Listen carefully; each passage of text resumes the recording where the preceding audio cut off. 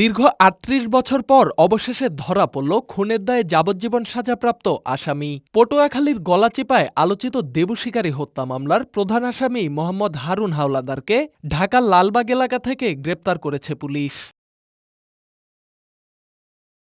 বৃহস্পতিবার রাতে এসআই বেল্লাল হোসেনের নেতৃত্বে গলাচিপা থানা পুলিশের একটি বিশেষ টিম অভিযান চালিয়ে লালবাগের রোকেয়াকুঞ্জ কমিউনিটি সেন্টার থেকে তাকে গ্রেপ্তার করে।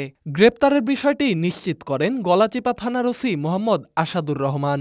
গলাচিপা থানার ডাকুয়া ইউনিটের বড় চকরা গ্রামের দেবু মার্ডার মামলা পলাতক আসামি হারুন হাওলাদার, তার এই মার্ডার মামলায় তার যাবজ্জীবন সাজা হয়। সাজা হওয়ার পর থেকে সে বিগত প্রায় ৩৮ বছর যাবৎ পলাতক ছিল। আমরা আজকে ঢাকা থেকে বিভিন্ন তথ্যের ভিত্তিতে তাকে ঢাকা থেকে গ্রেফতার করে নিয়ে আসি। তাকে এখন বিজ্ঞ আদালতে প্রেরণ করা হবে।